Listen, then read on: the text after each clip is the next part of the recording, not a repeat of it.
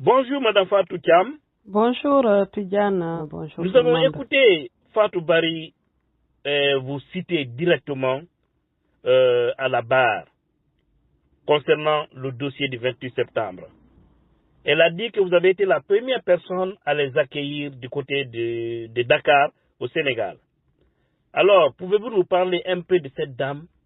Merci de me permettre de parler ici de Fatoumata Bari, victime des événements du 28 septembre. Effectivement, c'est moi, Fatoumata Thiam, qui ai reçu Fatoumata Bari à Dakar, à son arrivée à Dakar. Fatoumata Bari n'était pas seule, elles étaient deux. J'ai été sollicitée à recevoir Fatoumata Bari à Dakar par l'intermédiaire de l'amie à une grande amie, une sœur à moi. Cette dame a une ONG et c'est par cette ONG qu'ils ont infiltré ces victimes de viol et de violence de l'événement du 28 septembre. Quand je suis allée récupérer ces deux filles, il y avait d'autres victimes ce jour-là qui sont arrivées en même temps qu'elles. J'ai même à retrouver une de mes promotionnaires là-bas.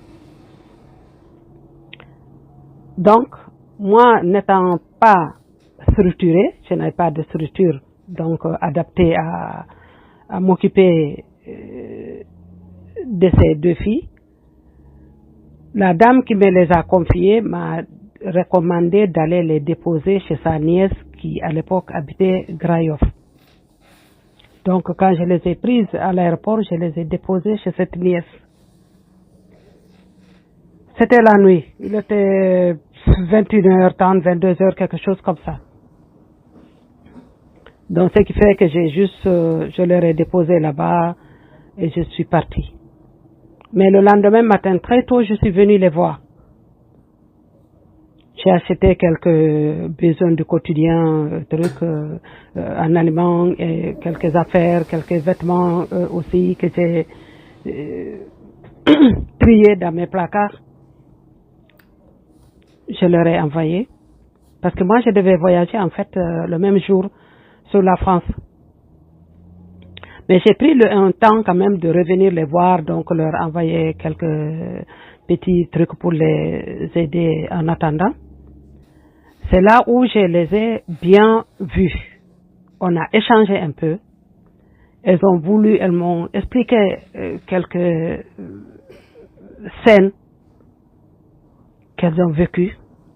Elles ont même voulu me montrer leur partie génitale pour que je constate ce qu'elles ont subi, mais par pudeur et par le respect de leur intimité. J'ai dit non. J'ai dit non, comme je ne suis pas médecin. Et je me suis dit, ça sert à rien d'aller voir là-bas et je ne voulais pas les mettre mal à l'aise et puis que cela reste là entre nous, qu'à chaque fois qu'elles me verront, qu'elles sachent que voilà quoi, voilà. Bon, pudiquement, je n'ai pas voulu. Mais leur regard et leur démarche et leur état montraient tout. Elles étaient perdues, traumatisées, épuisées. J'ai juste eu quelques conseils à leur donner. Je leur ai dit, vous êtes là. Parce qu'à l'époque, elles étaient en danger, parce qu'elles étaient recherchées par ceux qui ont commis ces crimes, au stade qui ne voulaient pas qu'il y ait de témoins survivants. Je leur ai dit donc, ne vous précipitez pas à aller vers les médias.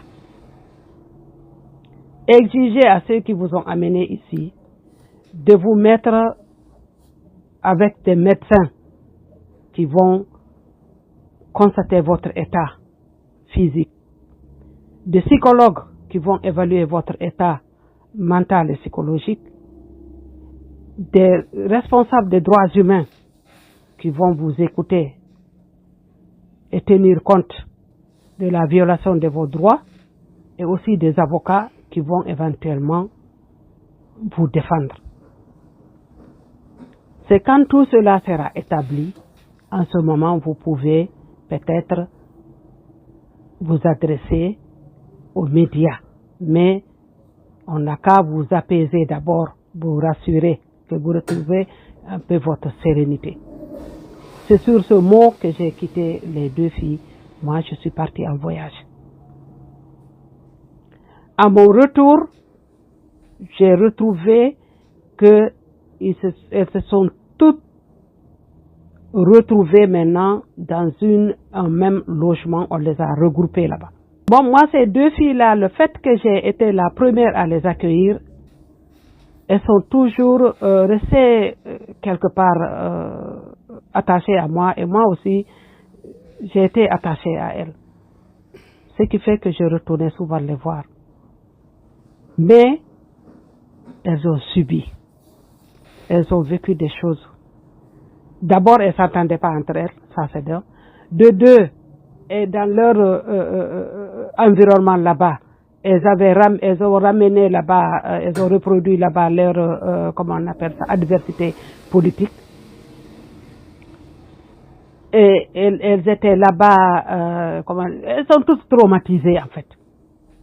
Et puis le fait qu'elles se sont retrouvées tous, il y a eu un mélange de genres, donc des responsables d'un certain niveau dans leur parti se sont retrouvés avec de simples militants, mais là un mélange de genres, donc il y avait un snobisme entre elles, ce qui fait qu'elles se disputaient, elles se bagarraient, elles setiraillaient des petits trucs qu'on leur envoyait comme cadeau, que ça soit un vêtement, que ça soit un frigo, le frigo, la bouteille de gaz, et ainsi de suite. Donc tout était sujet de disputes et de bagarres entre elles. Ce qui fait que nous, on était appelés souvent à minuit, à 1h du matin, à 10h le matin, à minuit, excusez-moi, à minuit, à 1h du matin, à 2h du matin, à 10h le matin, ainsi de suite, pour venir intervenir. Donc rien que ça déjà, pour des femmes qui ont subi un truc, c'est qu'elles étaient devenues bizarres. Et c'est dans ça qu'elles ont vécu au fur et à mesure, le temps passe. Certains ont eu à partir. Par quel moyen, je ne sais pas. Il y en a qui se sont retrouvés en Europe, je crois. D'autres sont repartis en Guinée, qu'on leur a donné des moyens de quoi aller reprendre leur vie en Guinée. D'autres sont partis. Fatou Bari a décidé de rester au Sénégal, à se battre pour que justice soit faite. Et Fatou Bari a vécu des choses que moi je ne souhaiterais pas, même pour mon ennemi, ni pour ma fille, ni pour ma soeur, ni pour une amie, ni une connaissance. Si moi je vois aujourd'hui encore, malgré tout ce que Fatou Bari a vécu, tout ce que Fatou Bari a subi, c'est difficile de se mettre à la place de l'autre. Hein. Quand je vois qu'on traîne cette fille dans la boue, on remet en question ce qu'elle a subi, même de sa présence au stade, je me rends compte que ces personnes-là, c'est que leurs filles n'étaient pas au stade en fait, leurs fils non plus, leurs femmes non plus. Et c'est dommage. Fatou Bari mérite d'être soutenue. Fatou Bari mérite d'être rassurée et lui préserver sa sérénité pour lui permettre de se rappeler, de se souvenir ces différents moments qu'elle a vécu au stade. Si Fatou Bari se trompe ou n'arrive pas à reproduire vraiment certaines situations, c'est tout à fait normal. Il faut vivre ce qu'elle a vécu depuis le 28 septembre jusqu'à aujourd'hui pour comprendre. Je remercie le président de ce tribunal. J'apprécie la grandeur d'âme et la grandeur d'homme qu'il a. Et j'appellerai aux Guinéens, surtout les Guinéens qui sont au Sénégal, qui ont connu Fatou Bari, qui ont vu Fatou Bari souffrir au Sénégal, subir tout ce qu'elle a subi. Moi, je ne relaterai pas ici les détails du vécu de Fatou Bari au Sénégal parce que c'est elle qui sait ce qu'elle veut exposer et ce qu'elle ne veut pas exposer. Je respecte son intimité et sa dignité. Mais c'est une brave femme. Je respecte cette fille. Moi, j'aurais vécu ce qu'elle a vécu. Je pense que je ne serais pas là aujourd'hui. Guinéens, cultivons le respect de la vie et de la dignité humaine. Ce qui s'est passé le 28 septembre, au stade du 28 septembre à Conakry, en Guinée-Conakry, a été une honte nationale. Des hommes en uniforme ont fait honte à d'autres hommes en uniforme. Des hommes ont fait la honte d'autres hommes, parce qu'on ne peut pas généraliser. Celui qui n'a pas une fille dans sa maison a une épouse. Celui qui n'a pas une épouse dans sa maison, il a sa maman. Celui qui n'a pas sa maman, il a sa sœur. Comment tu peux te lever, t'habiller et aller prendre la fille de l'autre, la violer à ciel ouvert, lui faire tout ce que tu as fait dans son intimité et revenir retrouver ta femme, ou retrouver ta fille, ou retrouver ta soeur, ou retrouver ta maman, et tu vas manger et aller dormir avec ta femme. L'homme qui peut faire ça, c'est un monstre. C'est un monstre. Fatou Bari qui est là, c'est pas elle qui est présumée coupable, hein. Elle est victime. Même les présumés coupables, on ne les a pas traînés dans la boue comme on est en train de faire à cette fille-là. Ne regardons pas faire ça. Soutenons cette fille. Elle mérite le soutien. Elle est brave. Du courage, Fatou. Du courage, tu as eu le courage jusque-là. Garde le courage.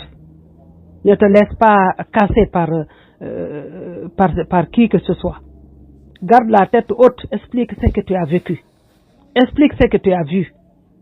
Explique ce que tu as subi. Tu as vécu, tu t'es battu pour vivre ce jour. Dieu t'a donné la chance d'être là. Fais-le. Merci Tidjane. Merci. Et merci Monsieur le Président du tribunal. Encore merci.